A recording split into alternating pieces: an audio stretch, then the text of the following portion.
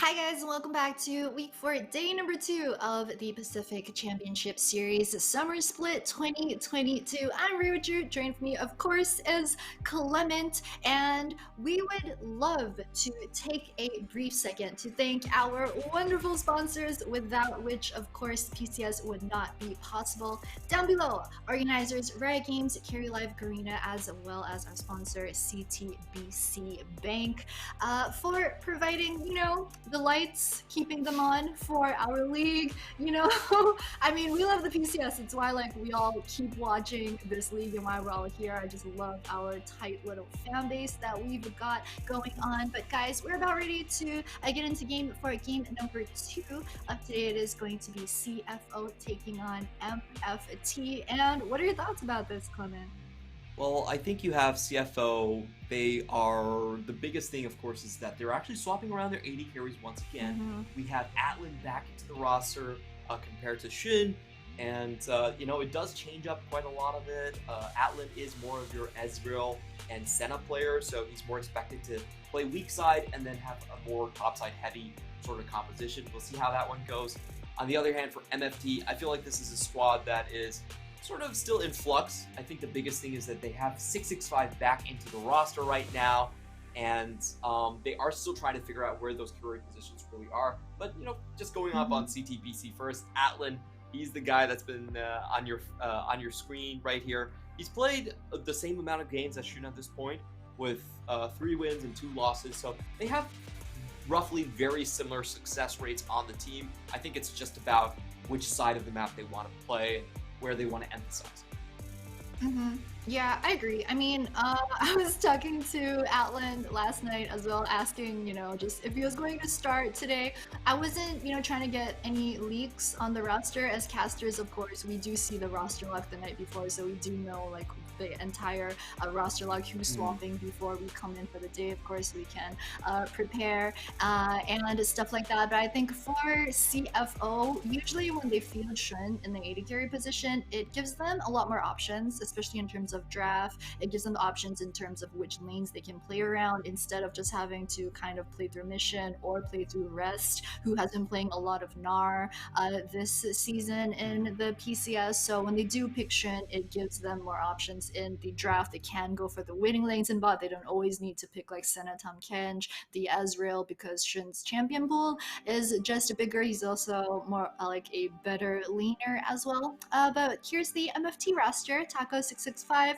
home to Whale as well as Issue. I think the main issue for MFT is going to be whether or not they get good matchups, especially for Taco over in the top side, and just how much of an impact 665 is going to be able to make for the map. Because traditionally, MFT do have a very strong jungle and top synergy. That's usually the way that they play during the games that they win. Home 2 has had a couple of not bad performances over in the mid lane. The thing for Whale is that he kind of needs a good bot lane matchup, so we will see. But I think a lot of the focus is going to be on how well 665 can set up his laners, and to see if they will be able to play through the top as well as jungle. And the featured matchup this time around is going to be Atlan versus Whale. In terms of stats, champ pool does look pretty similar. They both do tend to favor the Kalista. The Whale also plays the Aphelios as well, but not all that much different in terms of stats, although Atlan generally does lag behind in terms of goals, especially early on. We're seeing that. That is true. He does, in general, not get a lot of help from jungle on the squad, because there's Mission, there's Rest. Jungle's kind of you know what, Alan, just don't die. Yeah, just play Ezreal. Everything's gonna be fine. Keep 1,000 distance away. Make sure you don't walk out of your tower when your support isn't there. That's the key. Exactly.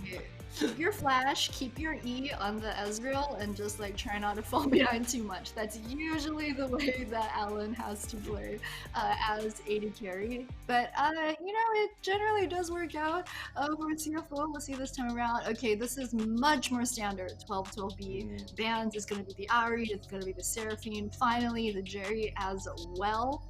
And yeah, I mean, it's only game number 2, but after that game number 1 draft, I'm just a bit relieved, Clement. Just a bit relieved that we're bringing things back to like more standard picks and bans. Wow, we actually have CFO banning out the Senna themselves, so that means Atlan actually has to play something new here. Now, we haven't seen him play Aphelios this split, but he played a ton of it in the last split. So it looks like to me that's probably a Aphelios blindside draft. And for a Meta Falcon team, they don't have a great answer to this one in terms of the AD carry department. They might need to go for something a little bit outside of their comfort zone, something like the Lucian. There's no way this is a first pick Graves. I don't think so. I think this is Rest just BMing. It's Aphelios. Oh, it could be Silas. Yeah, it could be Silas as well. I was thinking maybe Trundle, maybe Silas. So, this is interesting. This is a bit of a flex pick, I think, for CFO. They're also just coming off of, as we talked earlier, the 5-ban versus Mission just yesterday when they were playing versus IMP. But yeah, it does mean the Aphelios is going to be open though for the side of Meta Falcon, and they're going to instantly lock that one in. I think they might want to go for a Poppy Trundle here, or maybe go for the support. So they might go for the Renata, which is still available. You gotta take the Azir. Yeah. Sweet champion here. Gives you that early game, gives you that late game carry.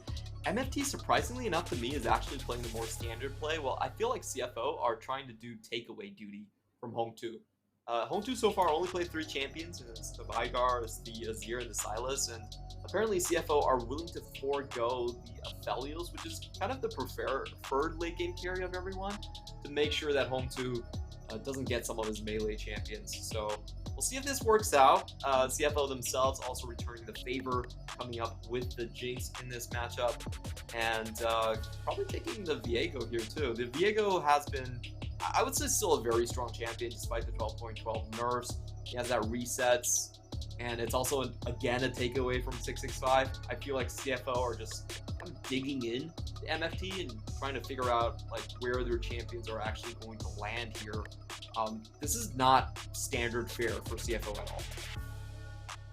Yeah, I'm not that sold on the Viego as a takeaway against 665 because I personally wouldn't have wanted to see 665 play the Viego, because we're talking about how like MFT really needs 665 to set up their laners, and if you pick the Viego, you're pretty much foregoing that like early game power right there. So they will go to the Poppy before we start the second round of bans. I think the Viego does work well with the rest of the CFO composition. They've got the Jinx, they've got the Sylas, so they definitely are going to have good team fight. There's going to be potential for the Viego reset as well. Viego is just one of those champs where you need your team to be winning, you need your laners to be winning for you to snowball and reset. So I think the way CFO's draft is looking, they are giving Gemini that opportunity to show up.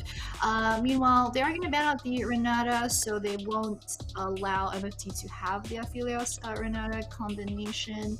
There's the brown ban, which is interesting. So they're just trying to not allow Koala space to set up for any types of skirmishes. Koala historically is pretty good at playing the 2v2 on strong engage support, so they're trying to take that away from the Atlan Koala duo down in the bot side. And Gangplank as another ban. Yeah, I feel like for me, CFO, they have 2 ways of playing this. They can actually go for triple dive, put another fighter there. There's a chance that they could actually flex the Sylas in the top lane against some of the Taco range matchups we've seen Kale. Or they could play more of a standoffish game, more like a 4-1 or a 1-3-1 style of game where Sylas is going to have that side lane control over his champion like Azir or something. So they have a lot of open avenues here. MFT's pick here is going to matter quite a bit. Should be the support coming in here. And they're gonna go full late game here, Oh. protect the carry coming in for this composition. Not something that we have seen MFT play almost at all. I love this. I love the way that it's shaping up because it just looks like it's going to be a battle of the 80 carries, right? It's going to be Atlan on Jinx versus the Aphelios, the Lulu, in an absolute battle of skill right here in bot side. But CFO looks like they want to give the Gwen over to Rest. Of course, makes a lot of sense. I mean, Rest is a very good top laner. I'd probably put him like top 2 top laners within the PCS. Can play the Gwen to devastating results. And Nautilus would be interesting for Koala. It makes sense with this composition to round it out. Nautilus has kind of fallen off a bit in the 12-12 meta. We don't see it as much. However, historically, Nautilus has a very high win rate within the PCS. A lot of the PCS supports do still favor this champion, even if it's not as popular in the meta right now. And MFT look to be trying to pick up the Gwen counter over in the top side with the Jax. I think the Jax is a great pick here. They need something to stand up to the side lanes. And just to answer your question about, is this going to be a battle of 80 carries? I feel like CFO basically said a resounding no. Because CFO was like, you're drafting 131. Actually, Alan, you're on wave clear duty mid, okay? You just pop that rocket launcher and you leave the rest to us. So yeah, exactly. You're gonna switch your Q, you're gonna spam your W, and then you're just gonna wave clear safely at a distance, Outland. You hear me? That's a bit sad. I feel like a lot of AD carries just have dreams of being that carry Jinx, but then first MFT says no. MFT locks in the Lulu, so they don't have the Jinx and Lulu available. They ban out the Browns, so they don't have a strong 2v2 for the Jinx available. And then CFO also picked the Gwen, which is just kind of telling Alan like, we have other damage, we have other options here, it's not just you, like calm down. So that's, I mean, I took it a bit personally as an AD carry main, but that's just me. Looking at the team comps that we have on our screen right now, I gotta say, I feel like MFT actually outdrafted here. They have a very strong late game composition. All of their carries are great with attack speed. That's exactly what Lulu provides. They have that range with the Azir as well, and they can keep people back really easily with their tank in Poppy. This is incredibly well rounded. It's got the side lane to fight. While CFO this is a harder composition to execute. They've got the 1-3-1, but I feel like they need to make the most use out of those engages from Koala and from the Viego to actually get a bit of tempo on the board. If this game just goes straight to 35, oh boy, it's going to be incredibly tough for CFO to come out. Yeah, I agree. I mean, Gwen's gonna scale till late, but the thing is they've also got Jinx, and you're looking at the front line from the side of MFT. I think the Jax was really kind of like the nail in the coffin, just saying that it's gonna be really hard for Alan to try and like front to back the MFT squad with the Jax, with the Azir as well, and the Poppy sitting in the front line for MFT. So a bit dicey, I think, for the side of CFO. MFT, on the other hand, I'm really interested to see how well they're able to make use of the Poppy and just see how much of an impact 665 will be able to have on the lanes, because we were saying during the draft phase as well that a big part of whether MFT are able to take this game versus CFO is going to come down to how well 665 can set up his laners for that success. And to take a look at the early game, we have the wards going down by the support and by the jungler, respectively, from each side, going back for the sweeper swap. And, just taking a look at the top lane matchup here. This is a matchup that we've seen Jax typically do very well in, regardless of early towards late game. Early game, he definitely has that Counter-Strike that shoves the wave and also just out-damages Gwen early on. So now this is, even with Rest, I think this is going to be a hard matchup. And indeed, we do see him going for the defensive Ignite. He knows what he's up against. He knows that getting escape here is not going to dissuade the Jax, so you better take something that does pack a little bit more damage. Meanwhile, on the other side, we do have just standard starts from the junglers. Viego going into the bot side, where he does have a bit more gank potential with the Nautilus hook right here. And on the flip side, Poppy heading towards the top lane, where of course the Jax matchup is going to be favored. So we have a early split of the map, I would say, and we'll see if either side can find those respective ganks. As we look into the mid lane here, Hong2 does see the hollow path coming out. He should know that the stun is coming, but he actually walks back into it, has to flash away. Bit of a weird one here. Definitely going to be a win for CFO as they open that chance for Mission to just snowball. Pretty easy for Silas early on to get right up into Azir's grill, get behind him, prevent that dash away, just find the kill there. So the bottom side definitely heating up for CFO here. They have that bot lane priority. They have that flash advantage in the mid lane. We'll see what they do with it. Meanwhile, I actually really like Rest's positioning on the map so far. He's holding it very close to his own tower and making it difficult for Taco to actually walk in here. This is exactly how you want to play the lane if you're bringing that Ignite here. Now Taco's got to be pretty worried. He's got that over 100 true damage already onto Rest's side. And oh, the timing. Oh, he's so low that 665, I think, wanted to go for a gank up top, but Taco didn't. He ran out of charges on his pot, so he was forced to go back into base, and then, oh, he's decided not to actually TP back into lane, so he's going to save that one for later, probably for 6 or when he hits the team fight later on, but I thought he was just going to hit back to base and then TP back so he could maybe catch 665 with this timing still up top, but that just means that Gemini has a really good opportunity to Koala finds the hook onto Lulu. The double stun comes down, but ooh, they don't layer it correctly. Flame Chomper not able to activate before Issue actually uses the flash. So it's gonna be flash for flash. I'd say that's actually fine for MFT. Yeah, I mean, that means the next time that Gemini is going to have flash is going to be around when he hits that level 6 timing, so it's not as bad for CFO. It is a bit of time wasted as well as the flash being burned, but it's not the end of the world for them. Meanwhile, Taco let's get it back up to the top side. Rest still playing this one pretty well, up about 7 CS off of a Taco, and Atlan also up about pretty much the same number on CS, up against Whale 2, 665 this time around. He's looking for a mid gank. Trying to bait out Mission right there. Mission knew that Home 2 was low on mana, so he was kind of in a bit of a more aggressive positioning. But 665 is just going to continue to chase him around the river. Mission does have the ward there, though, so you know what's up. He's gonna be safe. And Poppy's just going to back off. Rest, meanwhile, is kind of really already deep there with the proxy on the minions over at the side. And Mission actually knows that he can bully Home 2 right here on the Azir because he's a bit low on mana. Knows that Home 2 isn't, probably just has enough mana for like one more combo, which won't quite be enough to take it down Mission just yet. So Home 2's probably, yep, going back to base. TP's over towards the mid side, and we still have no kills in the early game. I do expect a bit of a slow game here. Is both sides not really those tempo team comps. One's a 1-3-1 comp, and you have MFT with just a 4-1 or a very, very good front to back comp in this situation. So we should expect. I think this is going to be a very, very long game, unless some snowballing does happen right here. Junglers not going to meet each other just yet.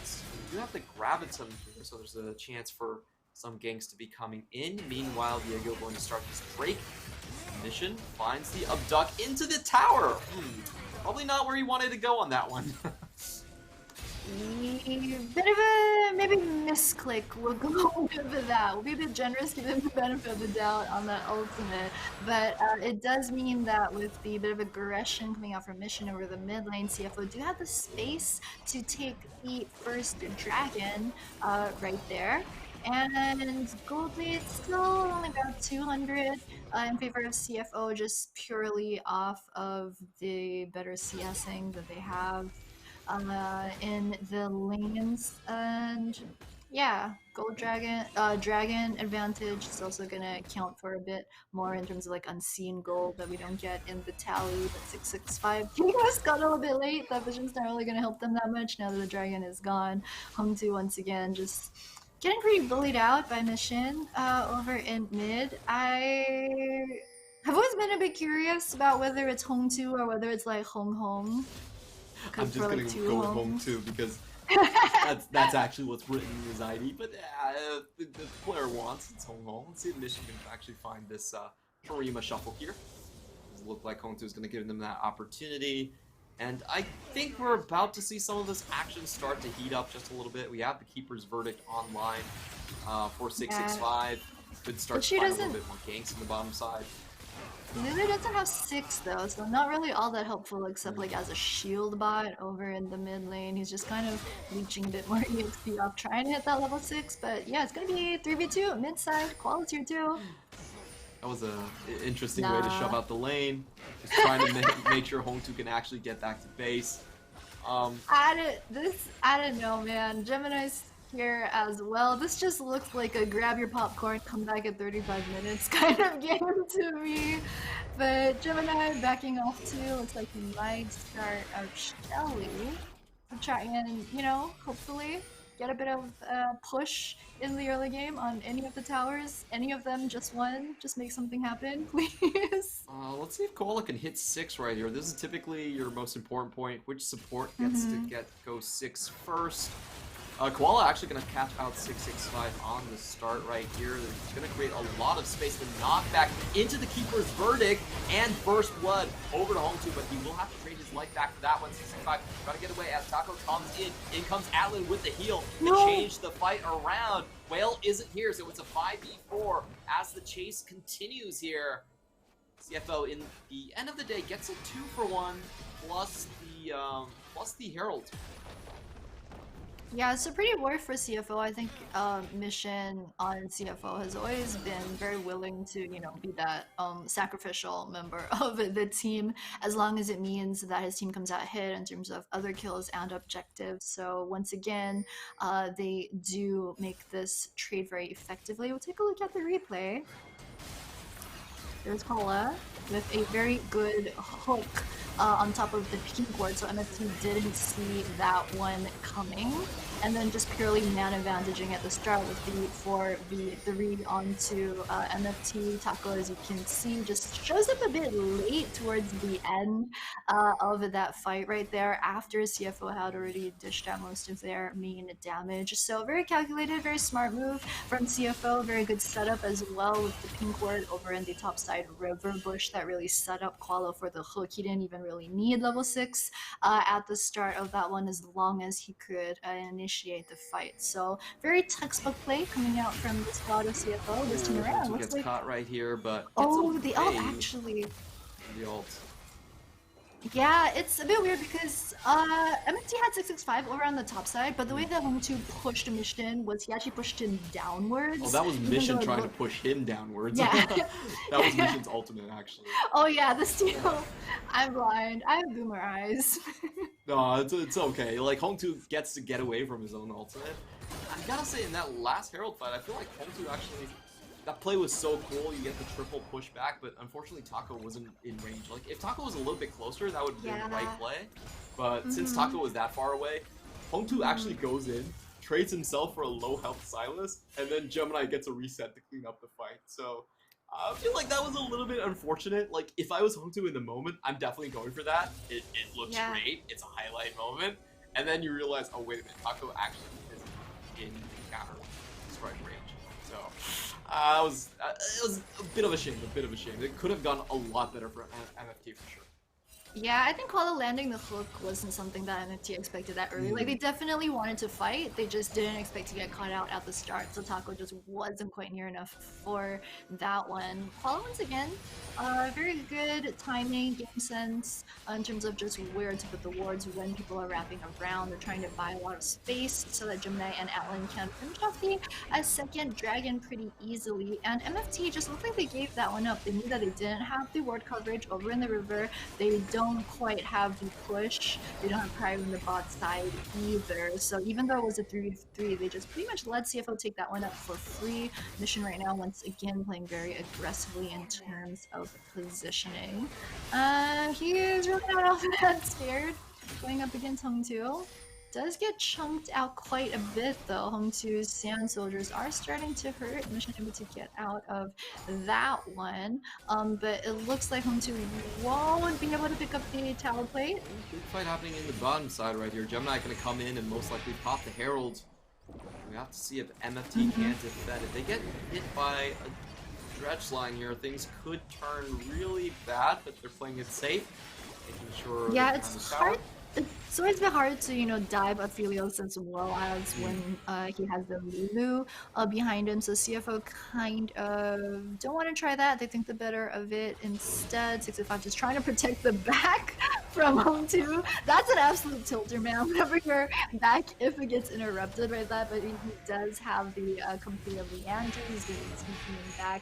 Gemini wasn't quite able to make the cheeky stop for the Azir's back. And I actually love the way that Gemini has been playing this Viego. I mean, we talk a lot of smack about how Viego isn't really the best early game champion. He really shines in those team fights when he's able to get resets and later on. But the way that Gemini's playstyle has historically been has just been setting up his laners, right? He's just so good at having the great timing, knowing when to invade and knowing when he can try to give kills over to his laners. And that's actually a good thing for him this time around now that he's on Diego, because he's bringing that game sense and bringing that proactiveness onto a champion that traditionally isn't as strong early game. So it has been working out for CFO very well, even though we're at the 14-minute mark and they're pretty much dead even in terms of gold. CFO do have the objective advantage with the dragons this time around. Looks like trying to get the sword just a little bit too short on that one. Clark does go over to... That's cute. Yeah, the Gromp does go over to 665 here. And we are heading into our first mythic items here, just looking across the board. Oh, we do have that Chemtech, Turbo Chem Tank coming in from 665. Always a mouthful. I'd love to name those with a lot of weird syllables. Snatch inside of those, and we do have the Leandri's Anguish instead of the Luden's Echo, which is, I think it's smart when you have so many people rushing at your face, which you're always scared you get damage off. Might as well. In the bot side, big trade going down. Whale falling below 300 HP. Actually, might still die here if they find a zap here from Atlan, so he's gonna have to back out. Meanwhile, Poppy is spotted in the bottom side, and you have Gemini just hovering around Taco, making his life very uncomfortable, and we do see Rest with that big mythic item advantage. This is one of those rare instances where we actually see the Gwen come out ahead of the matchup. Yeah, that's really a bit dangerous for them, but more action quality out right here. He does still have his flash, has to burn it to get away from Home 2. And then you have Atlan just caught in no man's land. Let's see if Whale's going to follow up. He does go for the Graviton, but he actually gets destroyed as Mission finds the easy gimme. Atlan is perfect bait for the play.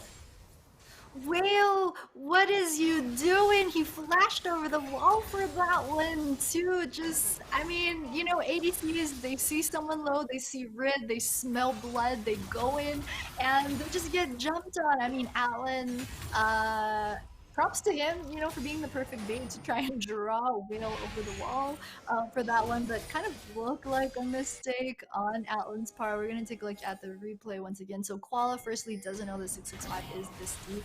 He did use the sweepers for that one, made sure no one could see him. So they do have a very good position on Koala, forced to flash out, but Atlan was just caught in a bad position trying to walk straight through the river to help out his support. And there's Whale with the bit of a unlucky flash right there. Didn't expect two other members of CFO to be there backing up Atlan. So a bit of a poor trade, I think, for the side of MFT.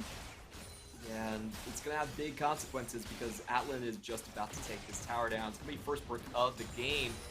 And Atlan's already pretty far ahead at this point. The Aphelios is going to have quite a difficult time going up against it. I really felt like CFO are just coming ahead with how strong their lanes have individually been. The CS leads in the bot, CS leads in the top lane right here.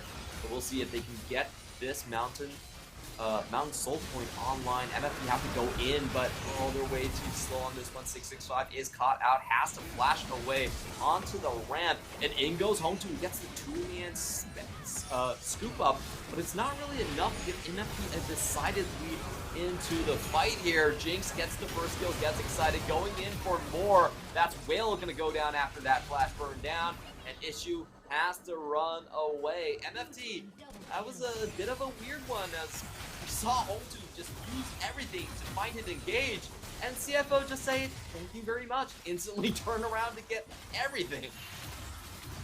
Yeah, and the team here, they messed up. You can see on the player cams, Home 2, like, immediately at the end of that team fight, he was just, like, laughing, knowing that they made a mistake right there. I think they had some crucial members missing. Taco was still up top. I'm not sure what Issue was doing in that fight either. And the thing is, you're talking about the Leandri's buy for Home 2, right? Like, sure, Leandri's has had a bit of changes in the recent couple of patches. I think it's a bit easier to proc the burn right now with your with the help of your teammates. We're gonna take a look at the replay for this one. So CFO they've actually picked up the dragon. I'm not too sure why MFT still wanted to start the fight. They started this one off actually with a 3 versus 4 before Issue even shows up.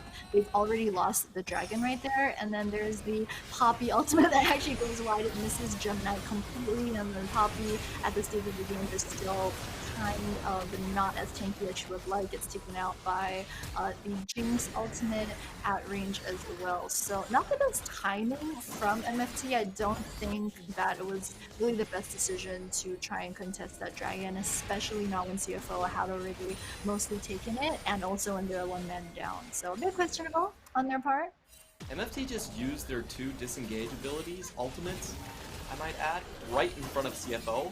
And CFO were like, well, I guess that's the go button. Thank you very much. And they just kind of killed everyone on MFT. So, yeah, it was a really weird fight. I definitely think that MFT just messed that one up. And CFO will find themselves with a 5k gold lead into a Mountain Soul. So, yeah, unfortunately, MFT's late game plan, I just don't think it's going to be soon enough.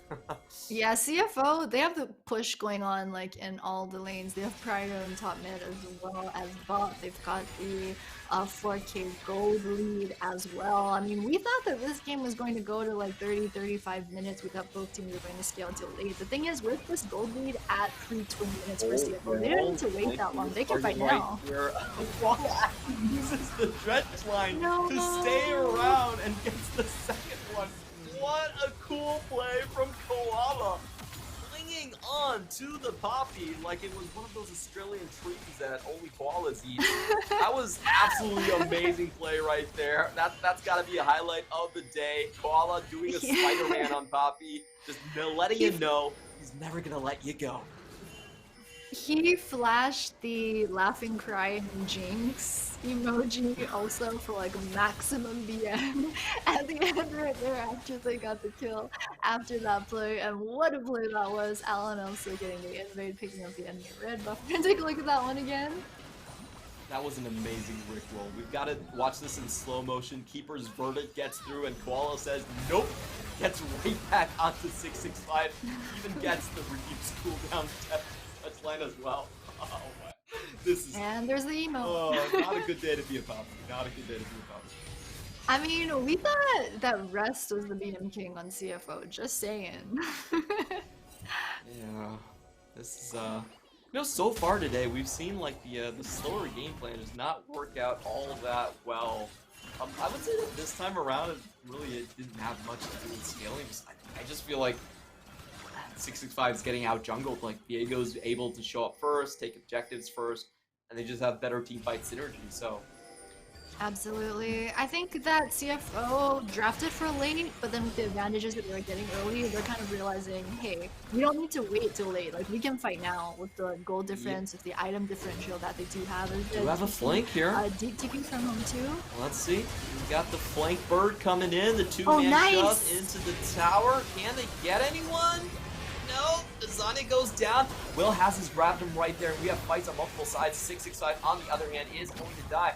Mission comes a little bit late to the party. Lots of low HP people, and in comes Koala for the AD carry. And Alan getting excited, chases beyond the tower. No kills for him. Mission cleans everything up. That is going to be a 4-for-1 trade. Phew. CFO at this point, you know, this kind of team fight win is pretty much called money. They're just slapping MFT in the face with their wallets, with the goal difference, and they don't even have to play the team fights clean. They're still pretty much going to end up winning the team fights anyway. They pick up a bunch of kills. They also pick up the 4th dragon for them on the way out, which brings them closer to the soul point also. So take a look at the replay of this fight. I think Taco goes down super low at the start. He's just trying to regain health even before the TP comes in. He's forced to back off towards the tower. You can see Issue also forced to use the ultimate onto the Jax, who at this point is pretty useless because he's not really going to be able to go back in. He goes back in, he dies, you can see. Yeah, and Koala somehow gets the full health 80 carry. Oh, That's just to feel bad. That also gives Atlan excited to chase everyone down again. Russ now gonna go for one. Like, let's see how right here. Taco should be he's able to dead. take it down. He's dead for sure. Lots of damage done, but nope, still not enough. Yeah, and in comes MFT. Koala. Oh, nope. Drop air doesn't work this time. Almost. Yeah, just barely misses Issue. But I mean, that earlier fight, I think MFT managed to keep like 3 or 4 alive, but then Mission showed up with the cleanup. But just a bit of a shame that, you know, Issue just really used the ultimate onto Taco as well. It kind of meant that Issue didn't really have that many useful spells for the team fight, and also Taco was already low health despite the fact that he got the wild growth on him. He just wasn't very useful later on when the rest of his team was fighting. So CFO are starting out the Baron. Ready for Whale. Can he find an 80 carry? No. He's gonna fly into We the didn't back have a ward line. there. Lulu has to pop the ultimate on herself to keep herself alive. Mission still going in 1v3. He's out for blood. Whale, can you escape? And yes, he does. Barely by the skin of his teeth. He's gonna walk out, but that's the jungler gone. CFO turn around and pick up the prize here at the Baron. Yeah, CFO, they're moving out like bandits this time. They're going to get the kill onto 665 plus the Baron because MFT tried to go for the collapse, I think. The main mistake right there was Issue just trying to face check the bush at the start, despite the fact that they didn't have wards there. You know, you're a Lulu, you can't quite face check into the bush like that as a squishy support, especially because it's a team like CFO. Chances are they've got someone in there waiting for you, which is exactly the trap that they had laid out. So CFO will pick up the kill, and then they also pick up the Baron. We talked about how CFO has been so good at making sure they have cryo in most of the lanes. Now that they have the Baron as well, the push is just gonna be kind of overwhelming for MFT to try to deal with. They do have some form of wave clear in terms of the Azir, a bit from the Aphelios as well, but that just means that they're gonna pretty much be on wave clear duty over in base, which is not the position that you want to be in when you're about 8,000 gold down. It's gonna be really hard to come back from this one, and I've gotta say this game's just felt so weird to me because it's basically MFT trying to play like a front to back, a keep away composition, and then using all of their disengage as engage, and then realizing, oh, we've got nothing left in the tank. So it's really difficult. MFT, when they're this far behind, they cannot engage. You've got Azir, you've got Jax, you've got Poppy, but the second you try and jump in, you're dead. You're gonna get blown up by CFO. So they don't really leave themselves a lot of options right there. Rest just absolutely bodying Taco with the 1v1 right there. Koala trying to hook in for some action as well. Once again, wild growth used on Taco, but they're forced to back away, and oh, flash from Lulu to make it out of the Nautilus hook, but it don't matter. CFO pick up the inhib as well as the inhibitor tower in bot and in mid as well, and this is like the final push from CFO. Can MFT actually hold on here? Taco's gonna go in and find some damage onto Rest. Everyone is here, but in comes the big engage. Zanya's on home to immediately. He gets a 3-man knockup, but it's knocked back to himself as well. So suddenly there's numbers advantage for MFT, but Rest is chasing into the backline. He's going in 1v3. It doesn't matter. Everyone on MFT has to back away just from the sight of Rest chasing people down, and Atlan is going crazy. He's got the rocket launcher on his shoulder. He's chasing his targets. and they all make it to the fountain in time. Let's see if, I'm sorry, Whale, but unfortunately, Whale might be going into extinct species status as CFO take this game up. This one was triumphant from Atlan. He gets to play a new champion on his roster, and it looked like smooth sailing from start to finish. Yeah, just well played by CFO, as you mentioned, from start to finish. I think MFT was kind of unfortunate for them because they drafted champions such as the Jax, such as the Poppy, and if you fall behind, Jax is pretty much useless. You jump in, you die. And you're like, Poppy, sure, you have your shield as well, but if you don't have items, you don't have your stats, your ult is pretty much only going to be used for disengage at that point also. So I don't really think there was an opportunity for MFT to try and stall that one out at the end, especially not when CFO were running champs that can also just straight dive you. We've got champs that can just jump on your face. You have the Silas, you've got the Gwen as well, they just walk straight up, and MFT just had no answer for that. I think CFO did very good in terms of playing that very textbook. Gemini also had a very big impact, despite the fact that he was playing on Viego, which we don't traditionally think is a champ that has a lot of impact in the early game, but just the way that Gemini's jungle playstyle usually is, he was just able to have an impact early, and that also gave CFO the lead. Yeah, this one was a really weird game because if we look at the draft here, I feel like CFO went for a lot of untraditional picks in terms of their Jinx for Atlan. What? That's just so mind blowing. It was really weird, and I actually felt like MFT won. MFT, they had early shove in mid. They had the Aphelios, which is a much higher win rate these days, and they also had the Jax matchup into the Gwen. I felt like they had all the cards. It was just those mid-game team fights. They had no idea how to execute. You think about the first Herald fight, Home 2 goes in, no one's there, they lose 2 members, and then in the other Drake fight, Home 2 goes in again. They use all of their disengage abilities right in front of Gwen and Asilas, and they're just like,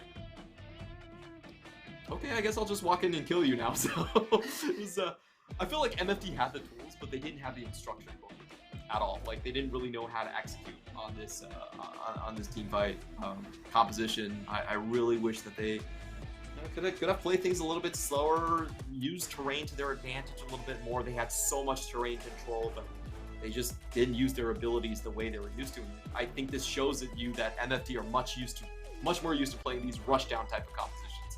You just run at the enemy, you have the tools to kind of continue the chase, and not these type of let's wait till later, let's try to keep everyone away type of compositions here. Yeah, I agree. I think MFT, like, there's still a bit of room where they can improve on in terms of decision making, because it seems as if they have the right idea, but they're just not quite there yet in terms of that last bit of execution, right? For example, the part where Koala managed to land the hook down onto one of MFT, like, they clearly wanted to start a fight. Their Taka was already pathing down. It's just that their timing was just a bit too late to make that one happen. And then over by the Dragon fight in mid game as well, when CFO were almost pretty much already getting the dragon, that was when MFT decided to fight. Like, I don't think that it was a bad decision to try and contest that dragon. The thing is, they're just a bit too late at that point, so they're getting there, but they're just not all the way there yet in terms of decision making. So we're still week 4, I think, like, they've still got like the entire got 2 more weeks. Week 5 or week 2.5 more weeks. Yeah, they've got the rest of the second round robin to try and polish this up before playoffs, but at least they're getting there. I don't know if they'll get fully there by the time playoffs comes around, but baby steps. It's a step in the right direction. I'm gonna make a pretty bold prediction, but I don't think MFT will be able to execute like this type of composition before playoffs. But before we go into that topic a little bit more, Mission well-deserved MVP right here is gonna pick up this one with a 4-1 and 9 KDA, 13 KDA at the end. One is lane, was critical in getting the future engages down, and honestly, I just felt like with the combination of both his bot lane and the top lane winning, he wasn't really required to do all that much. He was just there for a secondary engage to make things happen. Yeah, but I mean that's usually the name of the game and how CFO play and how they decide to utilize Mission, right? Because they kind of use them as like that stable presence in the mid lane, and they always leave Mission open as like that option that they can play through. So if like Atlan, if he maybe doesn't have a great game, they can still play through Mission, they can still play through Rest. So they're always leaving themselves that option. This time around, like the fact that Mission won his lane versus Azir early on, we saw like the early level 3, level 4, he was just posturing and just chunking out the Azir early, playing pretty aggressively. It gave Atlan on the Jinx that space to like just not have to worry so much versus the Aphelios Lulu. So even in that sense, you know, he's just giving that team that extra little confidence boost. And unfortunately, we will not be continuing the upsets at CFO come to a convincing win. Don't go anywhere as we have our highlight match of the day. PSG, versus Yo. DCG, Deep Cross Gaming, coming up right after